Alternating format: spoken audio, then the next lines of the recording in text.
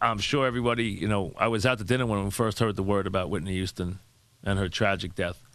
And, whether it's Michael Jackson, whether it's Elvis Presley or whatever, so many of these people whose lives head in a wrong direction can't handle fame or can't handle whatever it is they can't handle and, wind up in the state that they're in.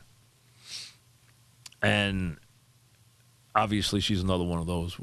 Whether she overdosed or drowned makes no difference. It was obviously drug-induced. But when you think of Whitney Houston, when I think of Whitney Houston, and I like The Bodyguard. I like that movie. I actually like that movie. I like the movie since it came out. I like it. I like Costner in those kind of movies when he's playing that, rugged, strong, silent type. He's good at that. He is. So I actually like that movie.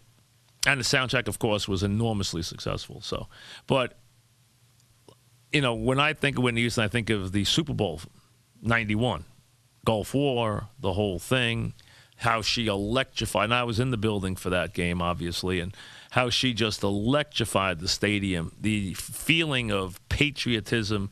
Getting in the stadium that day was rough. That whole week was a little different. Everyone was a little bit on edge. That was the first time you had to take a long time to get into the building. You had to be the metal check and everything else.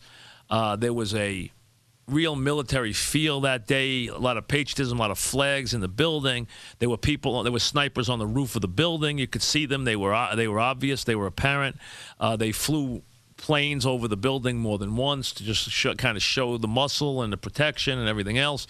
And then she hits this raucous, probably all-time national anthem. And it's been ranked as one of the great national anthems, if not the best or more emotional, powerful renditions of all time. Now, it was lip-synced. I don't know if that takes away from any of it. There was a great debate at that time whether it was, because no one knew at the time that they had been doing that, but it was lip-synced. And she did. It was her voice. She had taped it like 2 days before in a studio.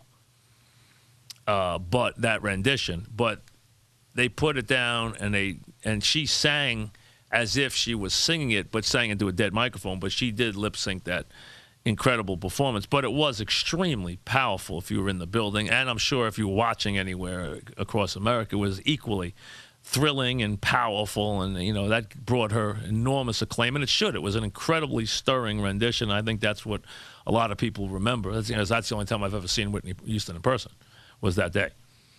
So,